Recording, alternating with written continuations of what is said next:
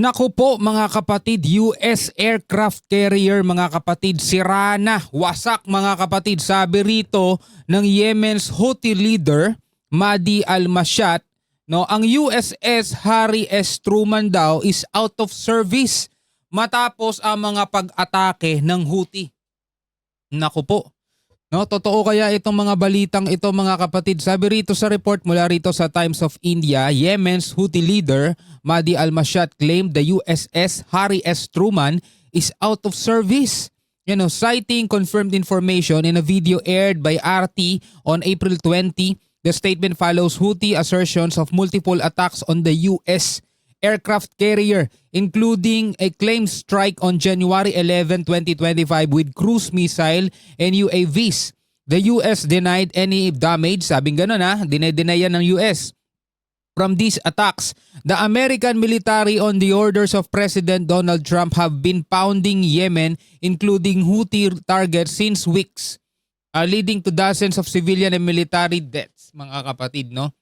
So ngayon, ang sinasabi ng Houthi ay sira na, out of service na daw ang USS Harry S. Truman.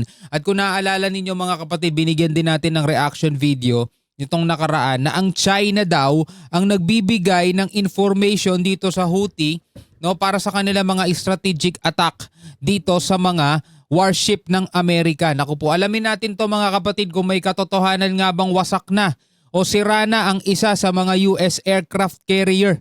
Mga tol, no, mula rito sa Times of India, samahan ninyo ako mga kapatid, wag na nating patagalin pa, panoorin na natin to. المعلومات المؤكدة لدينا أن ترومان خرجت في The USS Truman went out of service الأيام الأولى من in first days of aggression العدوان وفقدت قيادتها and lost its leadership and control.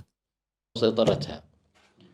Sabing ganito Now, the arrival of a new الآن carrier مجيء حاملة جديدة ليس إلا is nothing but a withdrawal الانسحاب من الفشل والهزيمة from the failure. التي The criminal Trump وسيحاسب المجرم ترامب will be held accountable for على كل everything ما فعله he did against civilians, sabing بحق ganun, المدنيين وبحق and against civilian الأعيان objects المدنية in violation of all international القوانين laws and covenants. والمواثيق الدولية Wherever he was مهما كان and however he fled, ومهما هرب whether he سواء remained بقي في in الرئاسة the presidency or is outside أو هو the presidency, he will be held to a strict سيحاسب حسابا عسيرا account before the people. هو أمام شعب.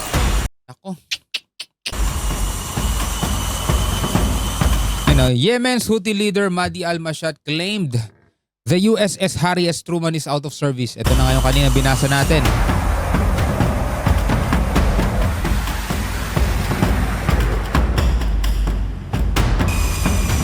He cited confirmed information in a video aired by RT without sharing any evidence.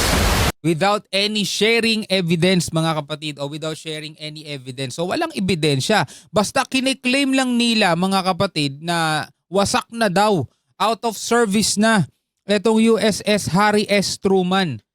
Ngayon, pwede yung sagutin ng Amerika mga kapatid, di ba? Ipapakita lang nila, eto yung live.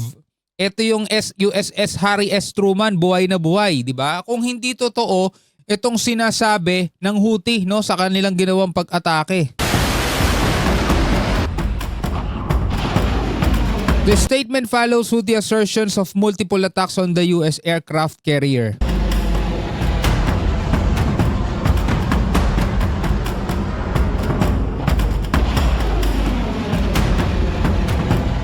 Houthis on multiple occasions claimed missile and drone attacks on the US warship. Pero yan ay hindi pinatutunayan ng pinasisinungalingan niya ng Amerika.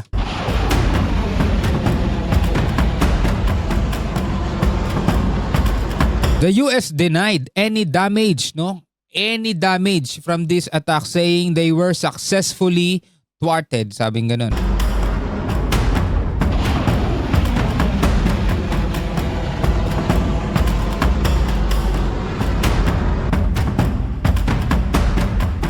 The US recently dispatched another aircraft carrier, Carl Vinson, to the West Asia. Okay, so nag-dispatch sila ng isa pang aircraft carrier. This as American forces continue to pound Yemen, including Houthi targets since weeks.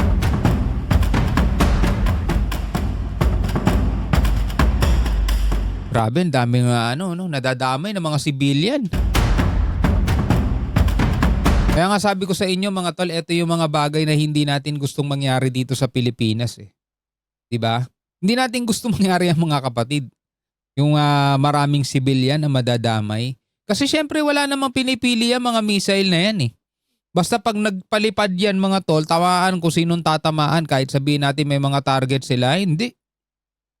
Kita nyo to oh. Amerika ang tumitira mga kapatid pero tignan nyo, daming nadadamay na sibilyan. Kawawa mga kapatid. Ayaw naman ng mga sibilyan na yun ng kaguluhan. Halimbawa tayo, mga sibilyan tayo. Yung mga mayayamang politiko mga kapatid, yung mga mayayaman dito sa Pilipinas, magsisiliparan lang yan papuntang ibang bansa. May mga bahay yan dun, may mga mansyon yan dun mga tol. Sinong may iwan dito? Tayo mga kapatid na nagmamahal sa kanila. Diba?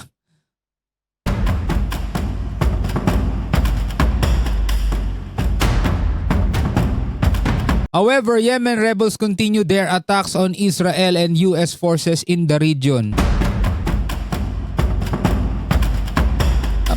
Dapat bukod dun sa sinasabi nila, pinapakita nila yung ebidensya.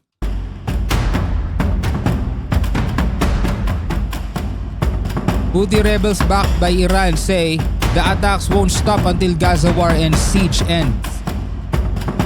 Paano nga naman matatapos no? Wala namang gustong magpatalot, wala namang gustong umano sa kanila no? Magbigay. المعلومات المؤكدة لدينا أن ترومان خرجت في الأيام الأولى من العدوان. Kinukumpirma na daw nila mga kapatid na wala na ang USS Harry S. Truman. Yun kaya ay may katotohanan. قيادتها وسيطرتها. الآن مجيء حاملة جديدة ليس إلا الانسحاب من الفشل والهزيمة التي وسيحاسب المجرم ترامب على كل ما فعله بحق المدنيين وبحق الأعيان المدنية المخالفة لكل القوانين والمواثيق الدولية مهما كان ومهما هرب سواء بقي في الرئاسة أو هو خارج الرئاسة سيحاسب حسابا عسيرا هو أمام شعب.